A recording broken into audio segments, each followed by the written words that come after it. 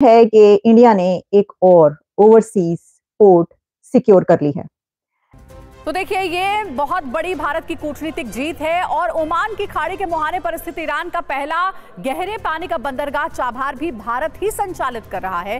और अब ये दूसरी बड़ी कामयाबी सितवे पोर्ट के संचालन के पूरे अधिकार के रूप में मिली है, जो कि एक बहुत बड़ी कूटनीतिक जीत। भारत की कूटनीति का दम दिखा है। जी हां, इसके क्या अर्थ है, क्या मायने हैं, जल्दी से समझते हैं। देखिए, सितवे बंदरगाह संचालन भारत को मिला है। ये एक अपने आप में बड़ी उपलब्धि है भारत की, और समुद्र में भारत की इससे एक मजबूत स्थिति है। इसका सीधा सीधा अर्थ यही है कि भारत की एक स्ट्रॉन्ग प्रेजेंस अब समुद्री सीमा में नजर आए। एंड यूरोप कॉरिडोर वो लेकर आए हैं, तो वो आंसर नहीं है, वो तो ज्यादा बड़ा आंसर है। तो इंडिया तो जवाब पर जवाब जो है वो दे रहा है। यानी ये इसी तरीके से, जैसा मैंने आपको कहा कि ये जो है सुपर पावर बनने की दौड़ और आगे बढ़ने की दौड़, और खासतौर पर तरक्की की जो है एग्रीमेंट्स और ट्रेड, इसके ऊपर ये दौड़ है। और ट्रेड की दौड़ में आपको पता है इंडिया कितना आगे है।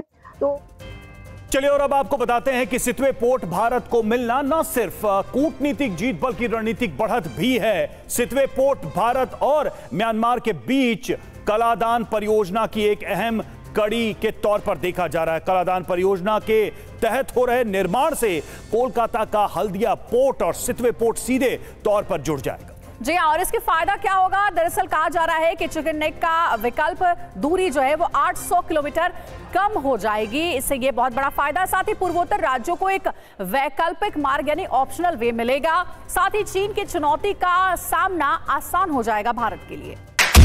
इंडिया की तरफ से अब ये खबर सामने आ रही है, जो कि इस वक्त इंटरनेशनल मीडिया और इंडियन मीडिया पर चल रही है, कि इंडिया ने अब, इंडियन गवर्नमेंट ने अप्रूव कर दिया है कि एक और ग्लोबल पोर्ट पर वो ऑपरेट करेंगे, और वो है सितवे पोर्ट। अब सितवे पोर्ट की क्या डिटेल्स हैं आपके सामने रखते हैं, लेकिन जो मैंने ये कहा कि इंडिया ने अनदर ओवरसीज पोर्ट इसलिए कहा क्योंकि इससे पहले इंडिया ओवरसीज पोर्ट की जब बात करते हैं तो चाबहार को भी ऑपरेट करता है। आप जानते हैं कि चाबहार पर इंडिया का कितना ज्यादा अजारादारी है, कितना अमल दखल है। इंडिया चाबहार पहले जो है सिक्योर किया इंडिया ने, और अब सितवे पोर्ट जो कि म्यांमार की पोर्ट है और वहां पर रखाइन स्टेट में है। लेकिन इसकी क्या सिग्निफिकेंस है, और ये जो सितवे पोर्ट पर इंडिया ने इतना पैसा लगाया है, जो कि 120 मिलियन डॉलर तो सिर्फ सितवे पोर्ट है, लेकिन जब आप इसको पूरा प्रोजेक्ट देखते हैं तो उस पर कोई 484 मिलियन डॉलर्स कहा जा रहा है कि ये प्लान है। और 484 मिलियन डॉलर्स आप सोचिए कि इससे भी आगे निकलेगा जैसे जैसे ये आगे बढ़ेगा। इंडियन गवर्नमेंट ने अब ये अप्रूव कर दिया है। ये जो पिछले हफ्ते में जितनी भी ये इस सिलसिले में इस प्लान के लिए जो भी नई डेवलपमेंट्स हुई, उसमें इंडिया ने ये अप्रूव कर दिया है, उन्होंने अनाउंस कर दिया है कि म्यांमार की सितवे पोर्ट अब इंडिया ऑपरेट करेगा। इंडियन गवर्नमेंट म्यांमार की सितवे पोर्ट को ऑपरेट करेगी। अब आप इसकी अगर स्ट्रेटेजिक डेप्थ जानना चाहते हैं, तो स्ट्रेटेजिक डेप्थ इसकी आप इस तरीके से जान सकते हैं कि देखिए, दुनिया में जाहिर है कि स्ट्रेटेजिक गेम्स चलती हैं, और उसमें हर कंट्री जो है उसकी यही कोशिश होती है कि वो अपना फैलाव, अपना जो असर और रसूख है वो दूर दूर तक पहुंचा सके। जी, गुड मॉर्निंग कह रहे हैं, गुड मॉर्निंग सबको, बिल्कुल जहां कहीं भी आप देख रहे हैं, बहुत शुक्रिया। तो हम बात करें इस वक्त उस सितवे पोर्ट की जो कि म्यांमार की रखाइन स्टेट में है, लेकिन अब उसको भी इंडिया ने सिक्योर कर लिया और वो ऑपरेट करेगा।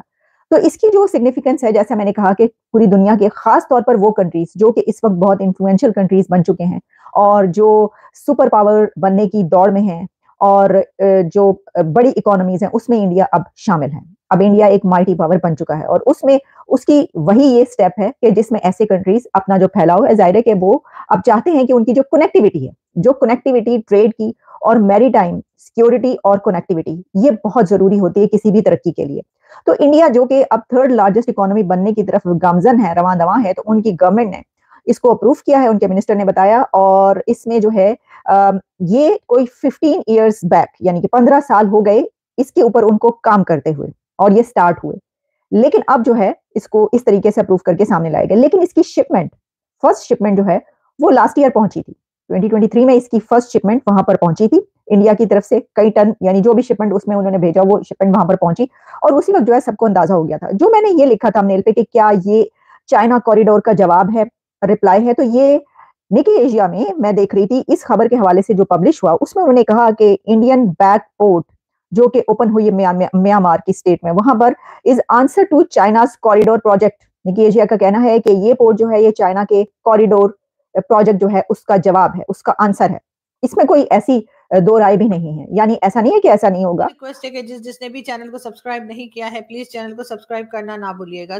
चाइना जिस तरीके से जो है अपने पोर्ट्स जो है वो चला रहा है, और इसके अलावा चाइना के जो प्रोजेक्ट्स हैं, बहुत बड़े बड़े दुनिया में प्रोजेक्ट्स हैं, ये जो बेल्ट एंड रोड प्रोजेक्ट है, ये एक बहुत बड़ा दुनिया का प्रोजेक्ट है। फिर उसके सामने बल्कि अब तो ये तो हम अभी बात करें, देखिए म्यांमार की सितवे पोर्ट जिस पर अब इंडिया ऑपरेट करेगा, इंडिया के पास आ गई है वो, इंडिया उसको चलाएगा। लेकिन जब हम ये देखें कि चाइना के जो बेल्ट एंड रोड इनिशिएटिव है, तो उसके आगे भी इंडिया एक अपना प्रोजेक्ट ला चुका है, जो कि इंडिया से लेकर यूरोप तक, इंडिया यूरोप कॉरिडोर है। वो तो पहले ही अनाउंस G20 में कर चुके हैं वो। तो वो मेरा ख्याल है कि इससे ज्यादा तो ये जो निकी एशिया ने ये कहा कि ये चाइना को का आंसर है, तो वो जो इंडिया एंड यूरोप कॉरिडोर वो लेकर आए हैं, तो वो आंसर नहीं है, वो तो ज्यादा बड़ा आंसर है। तो इंडिया तो जवाब पर जवाब जो है वो दे रहा है। यानी ये इसी तरीके से जैसा मैंने आपको कहा कि ये जो है सुपर पावर बनने की दौड़ और आगे बढ़ने की दौड़, और खासतौर पर तरक्की की जो है एग्रीमेंट्स और ट्रेड, इसके ऊपर ये दौड़ है। और ट्रेड की दौड़ में आपको पता है इंडिया कितना आगे है।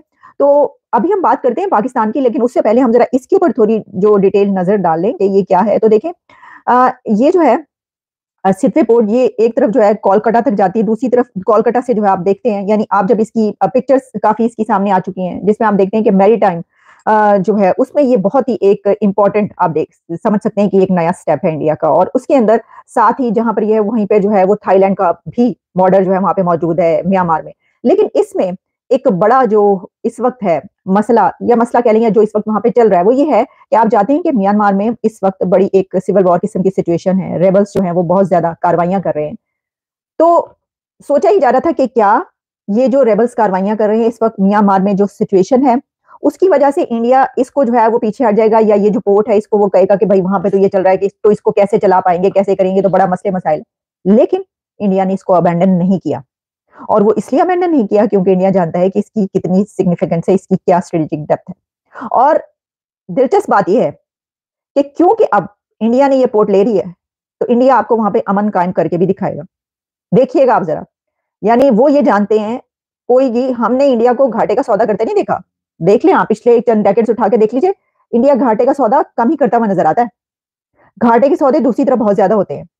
आप देखिए ना कि ये जो हम अभी बात करते हैं जनाब, ये जो चाइना के सामने कहा जा रहा है, चाइना का कितना बड़ा प्रोजेक्ट CPEC जो है वहां पर पाकिस्तान में मौजूद है ना। तो CPEC को जो है वो कितनी दफा दरमियान में खबरें क्या क्या आती रही, पाकिस्तान के अंदर खुद जो है सब तज्जिये और सब चलते रहते हैं, और सबके जनाब कभी ये हो गया, और कभी दहशतगर्दी का, इससे पहले जो है वो दासू डैम पर जो हमला हुआ था दहशतगर्दी का, फिर उसके बाद वो चला, फिर उसके बाद अब कुछ दिन पहले भी वहां पर हमला हो गया। अच्छा, सिर्फ यही नहीं, CPEC पर और बहुत ज्यादा। अब जिस मुल्क में दहशतगर्दी हो, भाई मसला ये है कि इतना बड़ा प्रोजेक्ट बेल्ट एंड रोड, यानी आपके CPEC आपने बनवा लिया, तो ये तो इससे ज्यादा बड़ा काम आप क्या कर सकते थे। लेकिन उसका फायदा इसलिए क्या हुआ कि आपकी दहशतगर्दी बढ़ती चली गई, आप दहशतगर्दी को नहीं रोक पाए। आप मुझे बताइए कि दहशतगर्दी के जिस कंट्री में हो वहां पर कोई प्रोजेक्ट कैसे चल सकता है। साथ साथ बेल आइकॉन को भी क्लिक कर देंगे, तो जैसे ही कोई नई वीडियो आएगी आपको नोटिफिकेशन आ जाएगा। और अगर नोटिफिकेशन नहीं आता, आप सबसे रिक्वेस्ट है कि कुछ टाइम के बाद, यानी कि 2-3 घंटों के बाद आकर एक बार चैनल को चेक कर लिया करें कि क्या कोई नई वीडियो आई है, जो कि अक्सर आई ही होती है। तो हेलो दोस्तों, कैसी लगी आपको ये वीडियो? हमें कमेंट सेक्शन के अंदर ज़रूर बताएं, अपनी राय ज़रूर दें। जैसा कि हमने आज इस वीडियो में देखा कि कैसे आर्या शाह, जो कि एक पाकिस्तान पत्रकार है, उन्होंने बताया कि इंडिया चाइना को काउंटर करने के लिए बहुत सारे स्टेप ले रहा है, और मोदी गवर्नमेंट है वो चाइना की आकर डील करती जा रही है। जैसा कि आपको पता ही होगा कि हमें पहले चाबार पोर्ट, जो कि ईरान के अंदर है, उसको एक्वायर किया था, और अब इंडिया ने म्यांमार पोर्ट को भी एक्वायर कर लिया है, और वहाँ से अपनी ट्रेड को पूरे ऑल इंडिया के साथ और वर्ल्ड के अंदर भी फैलाएगा। जैसा आपको पता होगा कि चाइना 80% ट्रेड उस इंडियन ओशन से ही करता है, और वहाँ पर इंडिया का बहुत बड़ा कब्जा है और दबदबा भी बना रखा है इंडियन ने। और साथ ही में जो इंडियन नेवी है वो भी अपनी ताकत को और बढ़ाती जा रही है चाइना को काउंटर करने के लिए। तो कैसी लगी आपको ये वीडियो हमें कमेंट सेक्शन के अंदर ज़रूर बताएं, अपनी राय ज़रूर दें, और अगर आपको ये वीडियो पसंद आई है तो इसे लाइक, शेयर, सब्सक्राइब करना ना भूलें। जय हिंद, मिलते हैं एक और वीडियो के साथ, जब तक के लिए गुड बाय।